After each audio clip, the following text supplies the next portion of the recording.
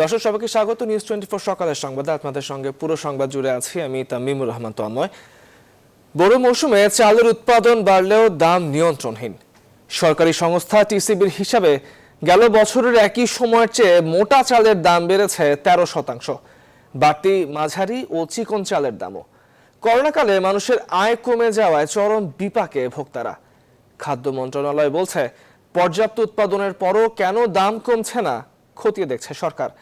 এছাড়াও দাম কমাতে নেওয়া হচ্ছে আমদানির উদ্যোগ। চালের আমদানি শুল্ক কমাতে এরই মধ্যে চিঠি দেওয়া হয়েছে এনবিআরে। বাবু কামরুজ্জামান জানাচ্ছেন বিস্তারিত। দেশে বড় মৌসুমে চালের উৎপাদন হয়েছে প্রত্যাশার চেয়েও অনেকটা বেশি। কৃষি বিভাগের হিসাবে যা ছাড়িয়েছে 2 কোটি টন। ফলে সরকারি গুদামে মজুদও বেড়েছে। আন্তর্জাতিক বাজারেও দাম কমতির দিকে, কিন্তু দেশের বাজারের চিত্র ঠিক উল্টো। রাজধানীর খুচরা বাজারে প্রতি কেজি মোটা চাল বিক্রি হচ্ছে 50 টাকা কেজি। মাঝারি মানের চাল 52 থেকে 56 টাকা, আর সরু চাল 60 থেকে 70 টাকা পর্যন্ত। করোনাকালে একদিকে যখন আয় কমেছে নিম্ন আয়ের মানুষের, তখন জরুরি এই ভোগ্যপণ্য কিনতে হিমশিম খেতে হচ্ছে ভোক্তাদের। আয় রোজগার কম, প্রতি বস্তা 100 টাকা করে বাড়ছে। 3 বেলার খাওয়া নইলে 1 বেলাও দিত, মানে আমার অনেক কষ্ট হয়ে যায়। সরকারি সংস্থা টিসিবির হিসাবেই রাজধানীর বাজারে মোটা চালের দাম গেল 1 বছরের ব্যবধানে বেড়েছে অন্তত 13%। জাতিসংঘের খাদ্য ও কৃষি সংস্থার সবশেষ প্রতিবেদন এবং খাদ্য মন্ত্রণালয়ের দৈনিক খাদ্যশস্য প্রতিবেদন অনুযায়ী প্রতিবেশী দেশগুলোয় চালের দাম এখন তুলনামূলক কম। ভারত, পাকিস্তান, থাইল্যান্ড ও ভিয়েতনামের মধ্যে বাংলাদেশে এখন চালের দাম সর্বোচ্চ। মোটা চাল আমদানি করলে প্রতি কেজির দাম পড়বে 33 থেকে 40 টাকা, যা বর্তমান বাজার দরের চেয়ে কেজি প্রতি অন্তত 10 টাকা কম। বর্তমানে সরকার চাল আমদানি করে বাজার স্থিতিশীল করার যে উদ্যোগ গ্রহণ করেছে, এটি আমি মনে করি একটি টেম্পোরারি অ্যারেঞ্জমেন্ট, এটি কোনো স্থায়ী সমাধান হতে পারে না। সুতরাং আমাদেরকে নিজস্ব উৎপাদন দিয়ে আমাদের ফুড সিকিউরিটি এনশিওর করতে হবে। বড় কোনো ব্যবসায়ী, বড় কোনো চাল কল মালিক যদি নিয়ম বহির্ভূতভাবে চালের মজুদ গড়ে তোলে অথবা ধানের মজুদ গড়ে তোলে, তাদের বিরুদ্ধে আর কি সরকার ব্যবস্থা নিতে পারে। বড় মৌসুমের শুরু থেকেই ধানের দাম বেশি থাকায় চালের দাম তুলনামূলক বেশি। তবে ঈদের পর কমতে পারে বলে মনে করছেন মিল মালিকরা। বাজার এখন প্রায় একটু নিম্নমুখী। ঈদের পর হয়তো বাজার যারা পাটের ব্যবসা করে তাদের কাছে যে ধানগুলো আছে তারা সে ধান ছেড়ে দেবে, তখন বাজার একটা নিয়ন্ত্রণে চলে আসবে। এ অবস্থায় সরকারি আমদানির পাশাপাশি বেসরকারি পর্যায়ে আমদানির উদ্যোগ নিচ্ছে খাদ্য মন্ত্রণালয়। চালের শুল্ক কমাতে এরই মধ্যেই চিঠি দেওয়া হয়েছে এনবিআরে। আমাদের মিনিস্ট্রি থেকে আমরা চাচ্ছি যে বেসরকারি পর্যায়ে কিছু আমদানি হলে একটা বাজার একটা সাম্যাবস্থায় আসবে, ভোক্তার জন্য কষ্ট হবে না। আমরা উদ্যোগ নিচ্ছি, আমরা এনবিআর এর কাছে আমরা এটা একটা প্রপোজাল পাঠাইছি। সবশেষ হিসাব বলছে খাদ্য অধিদপ্তরের গুদামে চালের মজুদ দাঁড়িয়েছে 12,66,000 টন, যা গেল 1.5 বছরের মধ্যে সর্বোচ্চ। বাবু কামরুজ্জামান, নিউজ 24, ঢাকা। লকডাউন শিথিল হওয়ার শুক্রবার দিন রাতে স্রোতের মতো রাজধানী ছেড়েছে মানুষ। বাস, ট্রেন কিংবা লঞ্চ, কোথাও যেন তিল ধারণের ঠাঁই নেই। সড়ক মহাসড়কেও ছিল তীব্র যানজট। অতিমারির এই সময়ে মানা হচ্ছে না সামাজিক দূরত্ব কিংবা স্বাস্থ্যবিধি। ফলে দেশে করোনার প্রকোপ আরও বাড়ার আশঙ্কা করা হচ্ছে। ঈদের আগের 1 সপ্তাহে যেসব মানুষ বাড়ি ফিরছেন তাদের অনেককেই ফিরতে হবে ঠিক ঈদ করে পরের দিন। আর সে যাত্রা নিয়েও রয়েছে নানা শঙ্কা উদ্বেগ। বিস্তারিত মাহমুদুল হাসানের রিপোর্টে। রাজধানীর বাস কাউন্টারগুলোয় সকাল থেকেই মানুষের এমন ভিড়। বাড়ির পথ ধরতে ব্যাগেজ নিয়ে এভাবেই লাইনে দাঁড়ানো। করোনায় স্বাস্থ্যবিধি মানার নির্দেশনায় 1 সিট ফাঁকা রাখার শর্ত থাকলেও মানছেন না অনেকেই। আবার ভাড়াও রাখা হচ্ছে প্রায় দ্বিগুণ। একটা গাড়িতে সিট আছে 40 জন, এখন যাত্রী আছে আরো 20 জন বাকি আছে। 20 জন যাত্রী কোথায় যাবে? হাজার যাত্রী কোথায় নিবে গাড়িগুলো? গাড়ি একের পর এক যাচ্ছে, কিন্তু টিকিট তো তারা দিচ্ছে না। তাহলে এই মানুষগুলো তাহলে কিভাবে যাবে? ইঞ্জিন কভার হোক বা টুল বা যে দাঁড়ায়, এমনকি দাঁড়ায় যেতে হলে তাও যেতে হবে। 20টা সিট 20টা বন্ধ হয়ে গেছে। এখন পুরোপুরি যাত্রীদের চাহিদা পূরণ করা সম্ভব হচ্ছে না। আরও খারাপ অবস্থা সদরঘাট লঞ্চ টার্মিনালে। অর্ধেক যাত্রী পরিবহনের কথা থাকলেও মানেননি লঞ্চ মালিকরা। এমন ভিড় ঠেকাতে প্রশাসনের নজরদারিও চোখে পড়েনি। গাদাগাদি করে তাও যেতে হচ্ছে, যে নারীর টানে ঈদে তো বাড়ি ফেরা লাগবেই। মাস্ক আমি ঘুমাইছিলাম তো, ঘুমোর থেকে উঠছি এখন। আমাদের ধারণ ক্ষমতার অর্ধেক এখনো হয় না, আপনি গুনে দেখেন এখনো হয় না। তবে ট্রেন ছেড়েছে নির্ধারিত সূচি অনুযায়ী। যাত্রীদের ভোগান্তিও ছিল অনেকটাই কম। 18 জুন থেকে অনলাইনে কাটা যাবে ফেরার টিকিট। আশেপাশে ধরেন জয়দেবপুর যাবে, ওনারা টিকিট না কেটেই উঠে গেছে, উঠে যাওয়ার পরে পাশের সিটে এসে বসে আছে। আছে, ফ্যামিলি আছে, তো একটু যাইতে হবে, এই জন্য আত্মীয় স্বজন আছে, কষ্ট হইলেও যাইতে হবে। 5-10 মিনিট সেটা বিষয় না, সেটাকে লেট বলা হয় না, সেটা অপারেশনাল কারণে এরকম হয়ে থাকে। এখন পর্যন্ত আমাদের শিডিউল ঠিক আছে। অতিরিক্ত যানবাহনের চাপে ঢাকার বাহির পথগুলোয় ঘন্টার পর ঘন্টা দাঁড়িয়ে থাকছে যানবাহন। তাতে সৃষ্টি হয়েছে তীব্র যানজট। সাইনবোর্ড থেকে আস্তে আস্তে যে জায়গায় লাগে 1.5 ঘন্টা, আর এই জায়গায় আজকে 4 ঘন্টায় খিলগেট। অনেক জাম আছে, বসে থেকে আসতে হচ্ছে। ঈদ উদযাপনে অসংখ্য মানুষ ঢাকা ছাড়ছেন। ঈদের পরের দিনই আবার অনেককেই ফিরতে হবে রাজধানীতে। সে যাত্রায় ভোগান্তি কতটা হবে সে প্রশ্ন থেকেই যাচ্ছে। মাহমুদুল হাসান, নিউজ 24, ঢাকা। এই যাত্রার বাড়তি চাপে দৌলতদিয়া পাটুরিয়া ঘাটের দুই পারের অপেক্ষমান গাড়ির দীর্ঘ লাইন তৈরি হয়েছে। এই ব্যাপারে বিস্তারিত জানাতে দৌলতদিয়া থেকে যুক্ত হচ্ছেন সহকর্মী শফিকুল ইসলাম শামীম। শামীম, শুভ সকাল। জানতে চাই আপনার কাছে যে দৌলতদিয়ার পারাপারের অপেক্ষায় থাকা গাড়ির লাইন ঠিক কতটা দীর্ঘ হয়েছে সেখানে?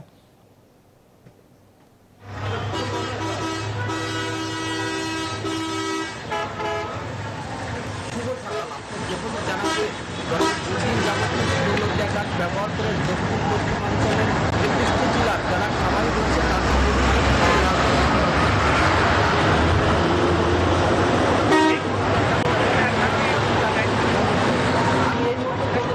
একটি চিত্র আপনি দেখাতে চাচ্ছি যে এই মুহূর্তে কিন্তু দৌলতদিয়া ঘাটে প্রায় 3 শতাধিক পণ্যবাহী ট্রাকের পাশাপাশি কিন্তু গবাদি পশু কিন্তু গাড়ির কিন্তু একটা আমরা সিরিয়াল আমরা দেখতে পাচ্ছি। এই মুহূর্তে কিন্তু দৌলতদিয়া ফেরিঘাটের 0 পয়েন্ট থেকে মহাসড়কে প্রায় 3 থেকে 4 কিলোমিটার কিন্তু গবাদি পশুর সিরিয়ালটা রয়েছে। তারা কিন্তু সকলেই এসব গাড়ি কিন্তু রাতে আসে, তারা রাতে এসে রাতে হয়তো দেখা যাচ্ছে 12টায় একটাই দৌলতদিয়া ঘাটে এসে রয়েছে।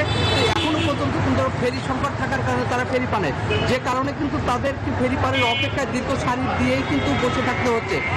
এ সকল গাড়ির ব্যবসায়ী ও চালকদের সাথে আমরা কথা বলেছি, তারা কিন্তু আমাদেরকে জানিয়েছেন যে দীর্ঘ সময় ফেরি পারে অপেক্ষায় থেকে কিন্তু গরু গুড়েন অসুস্থ হয়ে যাচ্ছে। এটা কিন্তু বেলা বাড়ার সাথে সাথে এই চিত্রটি বাড়বে এবং গরু গুড়েনও কিন্তু চরম দুর্ভোগ হতে হবে, কারণ গরমের মধ্যে অনেক গরু অসুস্থ হয়ে পড়ে। গরু গুড়েন কিন্তু ট্রাকের মধ্যে শুয়ে পড়লে পারে ব্যবসায়ীরা আর্থিকভাবে ক্ষতিগ্রস্ত হয়। অনেক গরু কিন্তু এর মধ্যে অসুস্থ হয়ে পড়েছে তাদের ধারণা। এদিকে আরেকটি বিষয় আমরা দেখতে পেয়েছি, দৌলতদিয়া ঘাট থেকে কিন্তু এখন কিন্তু ঢাকামুখী অনেক যাত্রীবাহী পরিবহন রয়েছে। যে গাড়িগুলোতে কিন্তু যাত্রী না এই সকল গাড়ি ঢাকায় গিয়ে কিন্তু তারা আবার যাত্রী নিয়ে ঢাকা ঘরমুখী হবে। তো আবার আমরা আরেকটা বিষয় খেয়াল করেছি যে এই সকাল থেকে কিন্তু দৌলতদিয়া ঘাট ব্যবহার করে কিন্তু দক্ষিণ পশ্চিম অঞ্চলের 21টি জেলার ঘরমুখী হচ্ছে শত শত যাত্রী। এই সকল যাত্রী কিন্তু দৌলতদিয়া ঘাটে এসে বিভিন্ন গাড়িতে উঠে তারা কিন্তু গন্তব্যে যাওয়ার চেষ্টা করছে। তবে অনেক যাত্রী কিন্তু একটি বিষয় অভিযোগ রয়েছে, তারা কিন্তু বলছে যে মহাসড়কে কিন্তু অতিরিক্ত ভাড়া, আর অতিরিক্ত ভাড়া নিয়ে কিন্তু তাদেরকে নানা প্রকার কিছু কর্তৃপক্ষের সাথে আমরা কথা বলেছি। দৌলতদিয়া পাটুরিয়া নৌরুটে এই মুহূর্তে কিন্তু 14টি ছোট বড় ফেরি চলাচল করছে এবং দৌলতদিয়া পাটুরিয়া নৌরুটে 16টি লঞ্চ চলাচল করছে। এই ছিল দৌলতদিয়া ঘাটের সর্বশেষ সংবাদ। শফিকুল ইসলাম শামীম, আপনাকে ধন্যবাদ আমাদের সঙ্গে দৌলতদিয়া ঘাট থেকে যুক্ত হয়ে সেখানকার অপেক্ষমান গাড়ির সর্বশেষ খবরাখবর জানাবার জন্য যাচ্ছি পরবর্তী সংবাদে। সারা দেশে জমে উঠেছে কোরবানির পশুর হাট। পশু কেনা বেচায় ব্যস্ত সময় পার করছেন ক্রেতা বিক্রেতারা। রাজধানীতে শনিবার থেকে অর্থাৎ আজ থেকে আনুষ্ঠানিকভাবে হাট বসলেও বেচা বিক্রি শুরু হয়েছে অনেক আগে থেকেই।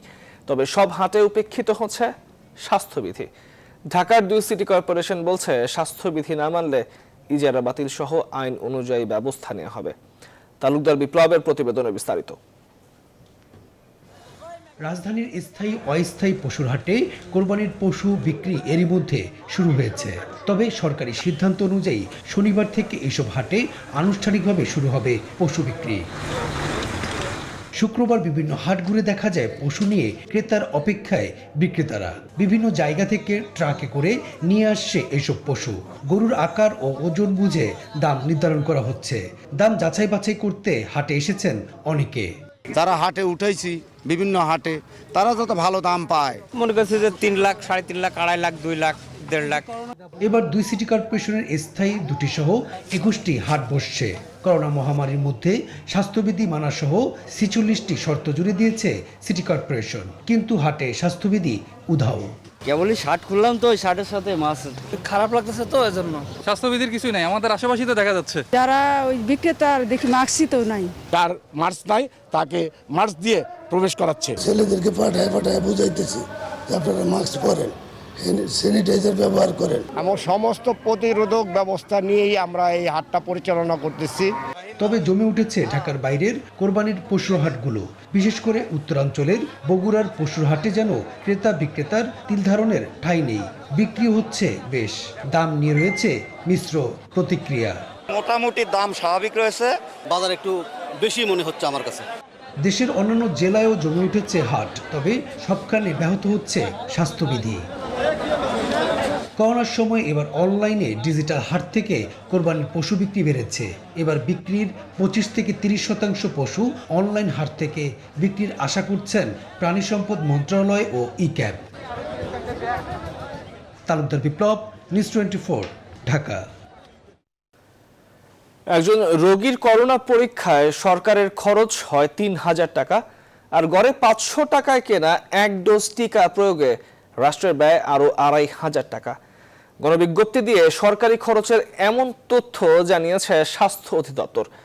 যদিও বিশেষজ্ঞরা এমন উচ্চ খরচে বিস্ময় প্রকাশ করেছেন, তবে স্বাস্থ্য অধিদপ্তরের মহাপরিচালক বলেছেন আনুষঙ্গিক খরচ মিলিয়েই এই হিসাব তৈরি করা হয়েছে। এদিকে শনিবার রাতে অর্থাৎ আজ রাতে আসে সিনোফার্মের 20 লাখ টিকা। আরিফিন শাকিল জানাচ্ছেন বিস্তারিত। 2020 সালের 21 জানুয়ারি দেশে করোনা শনাক্ত করতে প্রথম নমুনা পরীক্ষা করা হয়। শুরুতে নমুনা পরীক্ষা ফ্রি থাকলেও সেই বছরের 15 জুন 200 টাকা হারে মূল্য নির্ধারণ করে দেয় সরকার, যা সাম্প্রতিক সময় শিথিল করা হয়। 9 জুলাই স্বাস্থ্য অধিদপ্তর গণবিজ্ঞপ্তি দিয়ে জানায়, এখন অবধি দেশে করোনা ভাইরাসের নমুনা পরীক্ষা হয়েছে 65,07,000-এর কাছাকাছি। প্রতি পরীক্ষায় সরকারের ব্যয় 3000 টাকা করে, যা বেসরকারি হাসপাতালের খরচের সমান। গেল 7 ফেব্রুয়ারি থেকে বাংলাদেশে শুরু হয় অ্যাস্ট্রাজেনেকার টিকা প্রয়োগ। কিছুটা বিরতি দিয়ে এই সময়ের মধ্যে প্রয়োগ হয় কেনা ও উপহার মিলে কোটির বেশি টিকা। এখন পর্যন্ত প্রতি ডোজ $5 হিসেবে 70 লাখ কোভিডশিল্ড আর প্রতি ডোজ আনুমানিক $10 করে 31 লাখ সিনোফার্মের টিকা কেনা হয়েছে। সেই হিসাবে গড়ে প্রতি ডোজ টিকা কিনতে খরচ হয়েছে প্রায় 500 টাকার মতো। স্বাস্থ্য অধিদপ্তর বলছে প্রতি ডোজ টিকা কেনা থেকে প্রয়োগ পর্যন্ত তাদের মোট খরচ 3000 টাকা। এছাড়া চিকিৎসাধীন একজন করোনা রোগীর জন্য প্রতিদিন সরকারের 20,000 টাকা করে খরচ হয় বলে বিজ্ঞপ্তিতে জানানো হয়। বিশাল এ ব্যয়ের তালিকা দেখে প্রধানমন্ত্রীর ব্যক্তিগত চিকিৎসক অধ্যাপক এবিএম আব্দুল্লাহ বিস্ময় প্রকাশ করেন। জানান, এত ব্যয় হওয়ার কথা নয়। আমার মনে হয় এত খরচ বোধহয় হওয়ার কথা না, এটা বোধহয় কম হওয়া উচিত বলে আমার বিশ্বাস। আর কিন্তু আমাদের দুর্নীতি তো একটা ওপেন সিক্রেট হয়ে গেছে।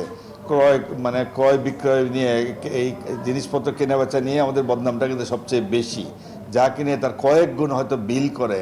এ নিয়ে ক্যামেরার সামনে কথা বলতে রাজি হননি স্বাস্থ্য অধিদপ্তরের কোনো কর্মকর্তা। তবে টেলিফোনে অধিদপ্তরের মহাপরিচালক জানান, ব্যয়ের প্রত্যেকটি খাত রোববার সংবাদ সম্মেলনে প্রকাশ করা হবে। এটা শুধু টিকার দাম না, এটার ব্যাখ্যা দেওয়া হবে। এটা রোববার দিন আমাদের একটা প্রেস ব্রিফিং করে ব্যাখ্যাটা দেওয়া হবে।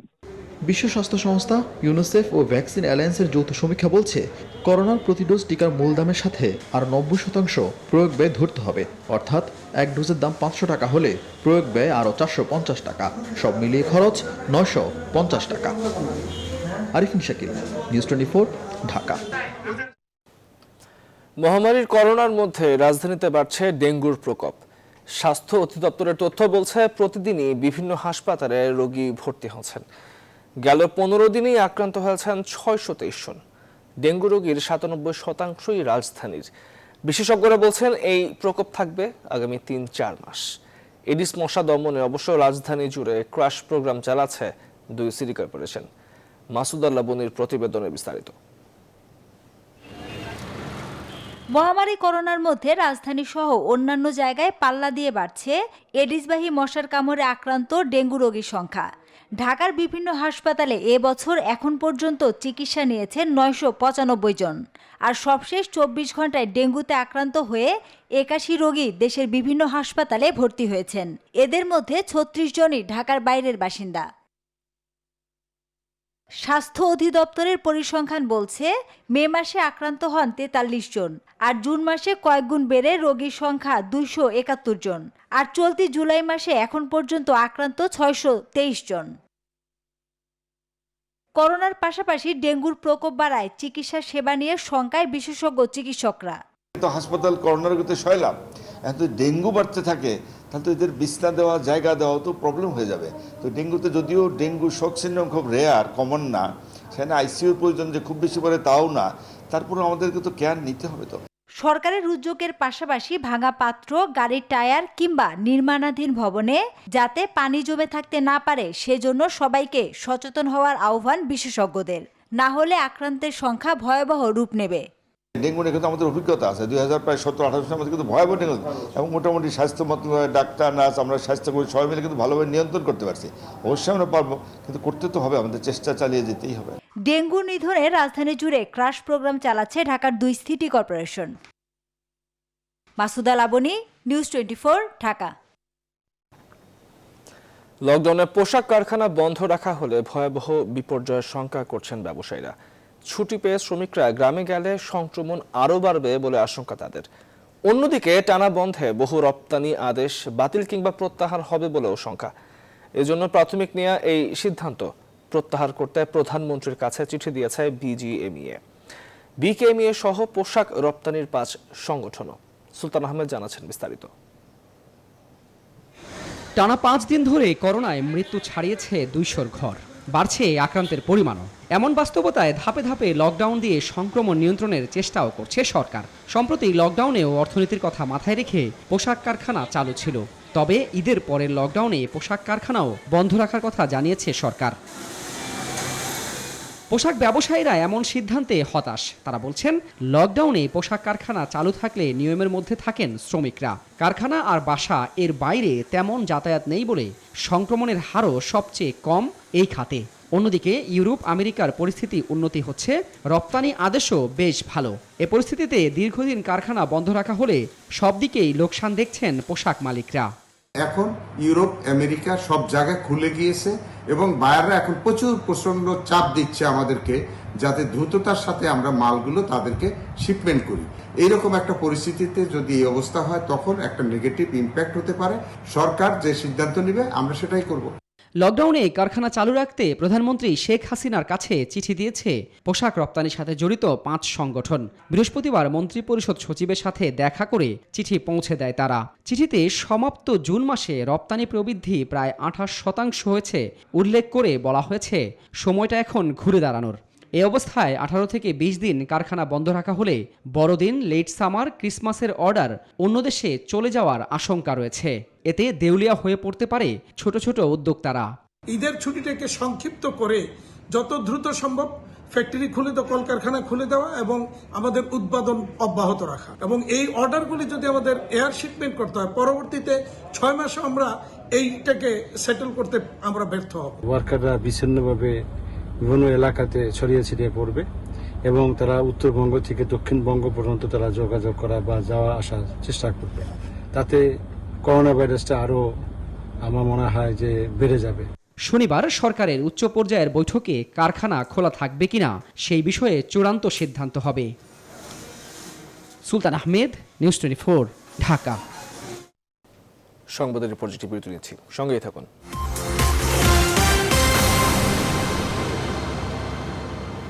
স্বাগত, আরও একবার দেখছেন নিউজ 24 সংবাদ।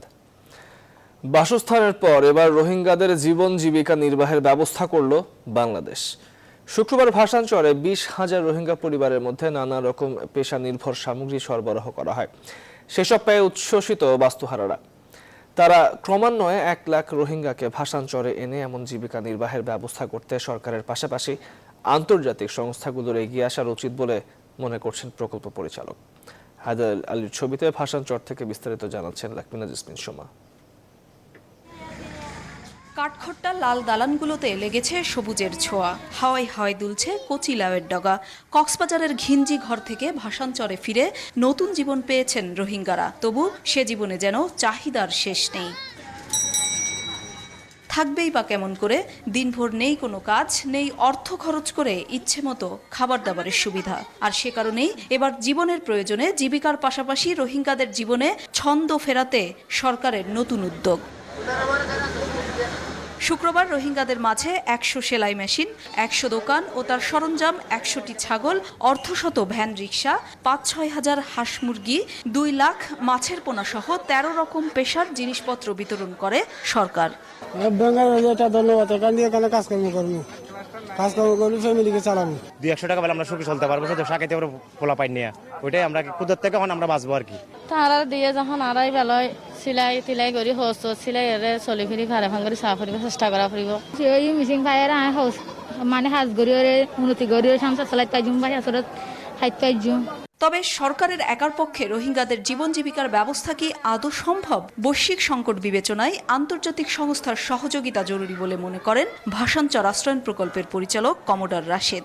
বসবাসের জন্য যতগুলি সেক্টরে তাদেরকে ইনভলভ করা যায়, লাইভলিহুড সেক্টরগুলিতে, ফর এক্সাম্পল এগ্রিকালচার, তারপর হচ্ছে মাছ চাষ, মাছ ধরা বা শাকসবজি তৈরি, সেগুলি আমরা বিবেচনা করে এর আগে থেকে প্ল্যান করেছিলাম এবং স্ক্যাটার্ড ওয়েতে আমরা কিন্তু সরকারের পক্ষ থেকে বিভিন্ন প্রণোদনা দিয়েছি বা বিভিন্ন আইটেম তাদের দিয়েছি।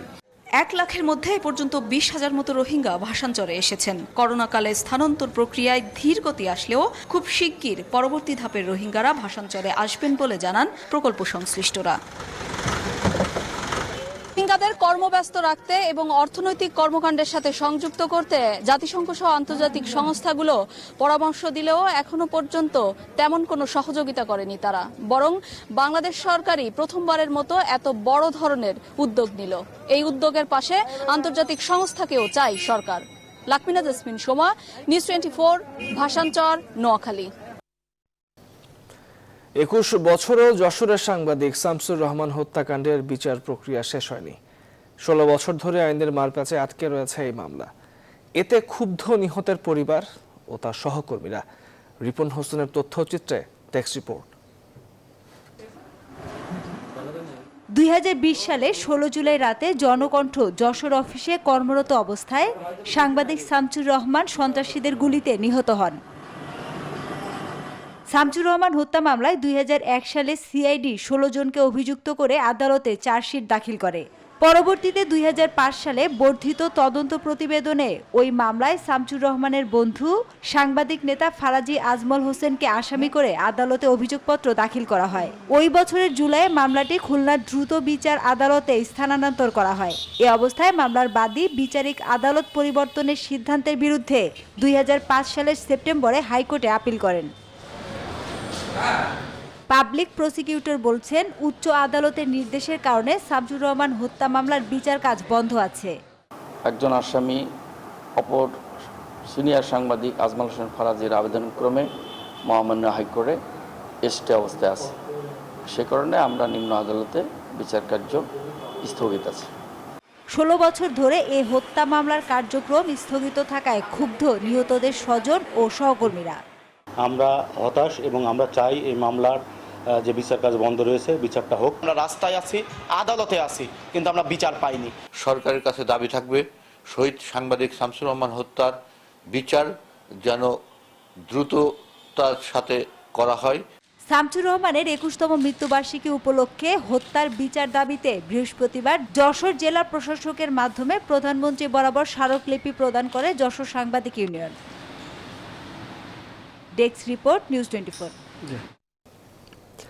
রংপুরে আরও ১৫০০ অসহায়, দুস্থ, প্রতিবন্ধী ও দরিদ্র মানুষের মানবিক সহায়তা তুলে দিল দেশের শীর্ষ ব্যবসা প্রতিষ্ঠান বসুন্ধরা গ্রুপ। কালের কণ্ঠ শুভ সংঘের আয়োজনে শুক্রবার জেলার কাউনিয়া, পীরগাছা, গঙ্গাচড়া উপজেলা সহ ৫টি স্থানে ১৫০০ অসহায় মানুষের হাতে তুলে দেওয়া হয় এই সহায়তা পেয়ে আবেগপ্লুত হয়ে পড়েন হতদরিদ্র এসব মানুষ। মহাসংকটে খাদ্য সহায়তা হাতে পেয়ে তাদের চোখে মুখে বইছিল আনন্দধারা। খাদ্য সহায়তা কর্মসূচির মধ্যে ছিল ১০ কেজি চাল, ২ কেজি আটা, ২ কেজি ডাল ও ১ লিটার সয়াবিন তেল। এমন মানবিক সহায়তায় বসুন্ধরা গ্রুপের ভূয়সী প্রশংসা করেন জনপ্রতিনিধি ও প্রশাসনের কর্মকর্তারা। বসুন্ধরা আর কি আমাদের খাবার একটা প্রাণ বিতরণ করলো। ঘর থেকে বাইরে বাড়াইতে পারি না, এই জন্য আমাদের কয়েকদিন ঘর থেকে খাদ্যটা আমরা খাইতে পারবো। করোনার জন্য বাড়াইতে পারি না, খাইতে পারি না, কষ্ট হয় খুব। যাতে লকডাউন সময়কালীন সাধারণ মানুষের কোনো কষ্ট না হয়, তার পাশাপাশি মানুষের যে এখন আর্থিক কষ্ট, সেই কষ্টটাও অনেকটা দূর হবে। এবারে দেশের বিভিন্ন স্থানে ঘটে যাওয়া ঘটনা নিয়ে টুকরো খবর।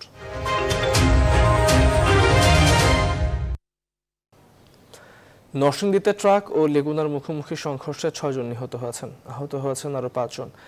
শুক্রবার দুপুর 2:30টার দিকে জেলার 5 টঙ্গী আঞ্চলিক মহাসড়কের ভাটপাড়া টাকশাল মোড়ে এই দুর্ঘটনা ঘটে। বগুড়ায় আলাদা সড়ক দুর্ঘটনায় প্রাণ হারিয়েছেন 3 জন, আহত হয়েছেন বেশ কয়েকজন। রংপুরে মারা গেছেন 1 জন। নারায়ণগঞ্জে মারা গেছেন 2 পথচারী। ঢাকায় ট্রাকের চাপায় 2 জন প্রাণ হারিয়েছে। এদিকে গাজীপুরের শ্রীপুরে নিখোঁজের পুকুর থেকে নাজিম আহমেদ শান্ত নামের 9ম শ্রেণী পড়ুয়া এক শিক্ষার্থীর লাশ উদ্ধার করেছে পুলিশ। শুক্রবার ভোরে শ্রীপুর পৌর বৈরাগীর চালা এলাকায় আক্তার খানের পুকুর থেকে এই মরদেহ উদ্ধার করা হয়।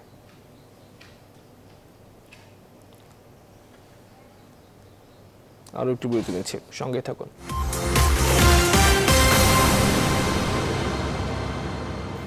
স্বাগত আরেকবার দেখছেন নিউজ 24 সংবাদ। এবারে ফার্স্ট সিকিউরিটি ইসলামী ব্যাংক অর্থ বাণিজ্যের সংবাদ।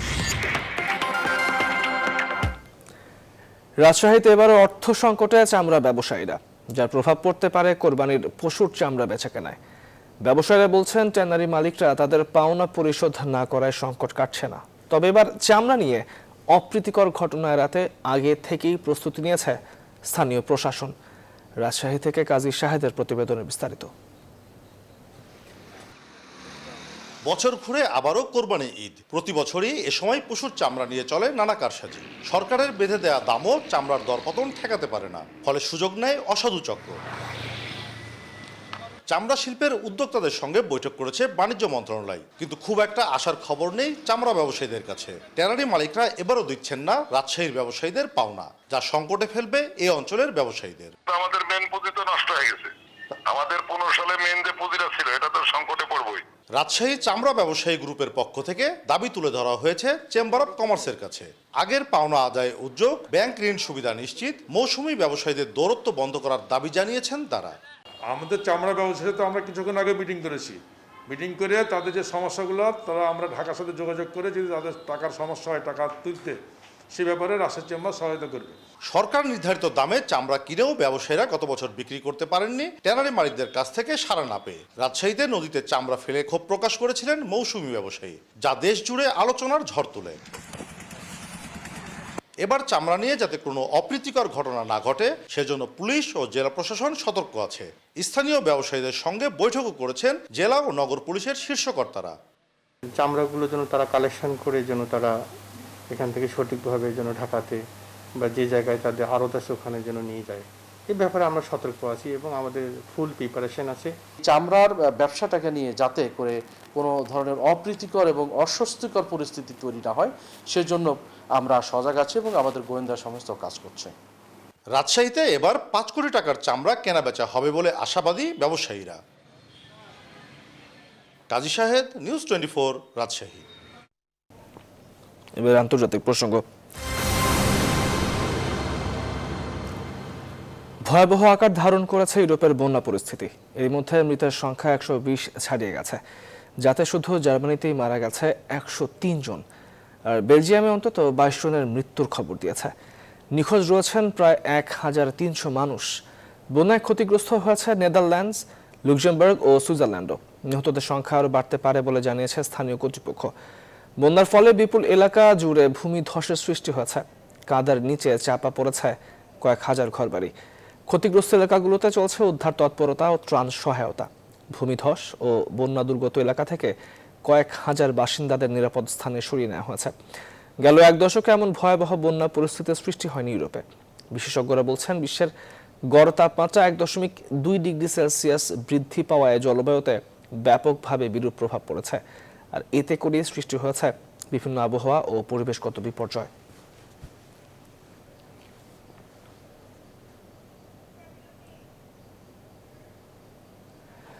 এবারে খেলার খবর। লিটন সাকিবের দাপটে জিম্বাবুয়ের বিপক্ষে প্রথম ওয়ানডেতে 155 রানের জয় তুলে নিয়েছে বাংলাদেশ। হারারিতে টস হেরে ব্যাট করতে নামা বাংলাদেশ 9 উইকেটে স্কোরবোর্ডে তোলে 276 রান। শতক হাকান লিটন। জবাবে সাকিবের 5 উইকেট শিকারে 121 রানে গুটিয়ে যায় জিম্বাবুয়ের ইনিংস। এই জয়ে 3 ম্যাচ সিরিজে 1-0 এগিয়ে গেল লাল সবুজরা। পার্থ বণিকের ম্যাচ রিপোর্ট। টেস্ট জয় দিয়ে দীর্ঘ 1 মাসের জিম্বাবুয়ে সফর শুরু করে টাইগাররা। সে সময় অনেকের ধারণা ছিল সাদা পোশাকে জয়টা সহজে এলেও রঙিন পোশাকে হয়তো কাজটা ততটা সহজ হবে না। তবে সেই ধারণার ধারে কাছেও নিজেদের নিতে পারেনি জিম্বাবুয়ে।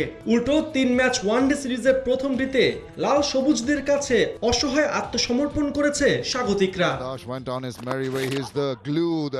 155 রানের বড় জয়ে এদিন ব্যাট হাতে যেমন খেল দেখিয়েছেন লিটন, তেমনি বল হাতে উইকেটে আগুন ঝরিয়েছেন সাকিব। যদিও টাইগার ভক্তদের জন্য দিনের শুরুটা ছিল হতাশাজনক। টস হেরে ব্যাটিং এ নেমে দলীয় 74 রানেই 4 উইকেট নেই লাল সবুজদের। তামিম, সাকিব, মিঠুন, মোসাদ্দেক সকলেই উইকেটে ছিলেন ক্ষণিকের অতিথি হয়ে। তবে পঞ্চম উইকেটে লিটন রিয়াদের 93 রানের জুটিতে ঘুরে দাঁড়ায় বাংলাদেশ। রিয়াদ 33 রানে আউট হলেও ঠিকই শতক তুলে নেন লিটন, করেন 102 রান। শেষ দিকে আফিফের 45 আর মিরাজের 26 রানে 276 রানের লড়াকু পুঁজি পায় বাংলাদেশ। লক্ষ্য তাড়া করতে নেমে উইকেটে আসা যাওয়ায় ব্যস্ত হয়ে পড়েন জিম্বাবুয়ের ব্যাটসম্যানরা। রেগিস চাকাভার অর্ধশতক ছাড়া এদিন সাকিবদের সামনে কেউই টিকতে পারেননি। ফলে স্বাগতিকদের ইনিংস গুটায় 121 রানে 5 উইকেট শিকারের দিনে অনন্য এক রেকর্ডও নিজের করে নিয়েছেন সাকিব। মাশরাফিকে পেছনে ফেলে হয়েছেন ওয়ানডেতে বাংলাদেশের শীর্ষ উইকেট টেকার। সাকিবের রেকর্ড গড়ার দিন ক্যারিয়ারের 4র্থ শতক তুলে ম্যান অফ দ্য ম্যাচ হয়েছেন লিটন দাস। সিরিজের দ্বিতীয় ম্যাচ আগামী রবিবার। পার্থ বণিক, নিউজ 24। আসন্ন টি-20 বিশ্বকাপের গ্রুপিং প্রকাশ করেছে আন্তর্জাতিক ক্রিকেট কাউন্সিল আইসিসি। বিশ্বকাপের মূল পর্বে অংশ নিতে বাংলাদেশকে খেলতে হবে প্রথম রাউন্ড। এই রাউন্ডে বি গ্রুপে বাংলাদেশের প্রতিপক্ষ হিসেবে পেয়েছে স্কটল্যান্ড, পাপুয়া নিউগিনি ও ওমানকে। আর এই গ্রুপে শ্রীলঙ্কার সঙ্গে রয়েছে নেদারল্যান্ডস, নামিবিয়া ও আয়ারল্যান্ড। খেলার সূচি এখনও চূড়ান্ত করেনি আইসিসি। এদিকে সুপার 12-এ গ্রুপ 1-এ রয়েছে ইংল্যান্ড, অস্ট্রেলিয়া, দক্ষিণ আফ্রিকা ও ওয়েস্ট ইন্ডিজ। আর গ্রুপ 2-এ রয়েছে ভারত, পাকিস্তান, নিউজিল্যান্ড ও আফগানিস্তান। প্রথম রাউন্ডের গ্রুপ চ্যাম্পিয়ন হতে পারলে সুপার 12-এ বাংলাদেশ দল সুযোগ পাবে গ্রুপ 2-এ। আগামী অক্টোবর-নভেম্বরে সংযুক্ত আরব আমিরাতে ও ওমানে হবে টি-20 বিশ্বকাপ। বিনোদনের খবর জানিয়ে শেষ করছি এখনকার আয়োজন। আসছে কোরবানির ঈদে ওটিটি প্ল্যাটফর্মে বিঞ্জে মুক্তি পাচ্ছে নতুন ওয়েব সিরিজ 25। কাইটস এর ব্যানারে নির্মিত 8 পর্বের এই সিরিজটি প্রযোজনা করেছেন কামরুন্নেসা মীরা। এই শহরের নির্দয় সিস্টেমে বড় হয়ে ওঠা 2 কিশোর কিশোরীর গল্প উঠে আসবে মাহমুদ দিদার পরিচালিত এই ওয়েব সিরিজে। বিস্তারিত জানাচ্ছেন ফাতেমা কাউসার। বিউটি সার্কাস সরকারি অনুদানে নির্মিত এই সিনেমাটি পরিচালনা করেছেন মাহমুদ দিদার। যদিও বর্তমান করোনা বাস্তবতায় এখনও সিনেমাটি দেখেনি আলোর মুখ, তবে আসছে ঈদে একই নির্মাতার প্রথম ওয়েব সিরিজ 25 আসছে দর্শকদের সামনে। রাজধানীর ইট পাথরের নির্দয় পরিবেশে বড় হয়ে ওঠা 2 কিশোর কিশোরীর গল্প নিয়ে নির্মিত হয়েছে 8 পর্বের ওয়েব সিরিজ 25, যেখানে দেখা যায় চারপাশের নিষ্ঠুরতা, মানুষের প্রতি মানুষের দয়াহীনতা, লালসা, মিথ্যার বিস্তৃত জাল, যে পরিস্থিতি তাদের ফেলে দেয় অন্য এক জগতে। তবে সময়ের সাথে সাথে রাজনীতির অন্তর্গত খেলাটা শিখে ওঠে দুজন। আলো নয়, অন্ধকারে কিভাবে টাকশালের জন্ম হয় সেটা দেখে। একসময় নিজেরা সবকিছুর নিয়ন্ত্রক হয়ে ওঠে। এমন গল্পে তৈরি হয়েছে ওয়েব সিরিজ 25। একটু ডার্ক, একটু থ্রিলার, একটু ক্রাইম, এরকম একটা প্রবৃত্তির ভিতর দিয়ে ওয়েব সিরিজটা আছে। আমরা আসলে এখানে একটা মানবিক গল্পেরও যোগসূত্র তৈরি করতে চেয়েছি। কাইটসের ব্যানারে নির্মিত 8 পর্বের এই সিরিজটি প্রযোজনা করেছেন কামরুন্নেসা মীরা। আমি নিজেও একজন অডিয়েন্স, হ্যাঁ, from the view of an audience আমি বলবো যে you must watch 25। So far we are doing good, but আমি চাই আমরা আরও যতগুলো কাজ করব, we want to work better, we want to work harder. 25-এর মাধ্যমে ওয়েব কন্টেন্টে প্রথমবার অভিনয় করেছেন নডরাই খ্যাত অভিনেত্রী সোনেরা বিনতে কামাল। আরও দেখা যাবে শ্যামল মাওলা, সাইদ বাবু, ইয়াস রোহান, রুদ্র হক সহ আরও অনেককে। সোনেরার সাথে আমার ফার্স্ট কাজ, গুণী একজন অভিনেত্রী আমি বলবো, ওর সাথে কাজ করার পর এক্সপিরিয়েন্স আমার যা হয়েছে, আশা করছি এটা অডিয়েন্স খুব ভালোভাবেই নেবে মনে হচ্ছে। এবার ঈদে এই কাজটা সবাই পছন্দ করবে। আসছে কোরবানির ঈদে ওটিটি প্ল্যাটফর্ম বিঞ্জে সিরিজের 8 পর্ব দেখতে পারবেন দর্শক। ফাতেমা কাউসার, নিউজ 24, ঢাকা। শেষ করছি এখনকার সঙ্গে থাকবার জন্য ধন্যবাদ সবাইকে।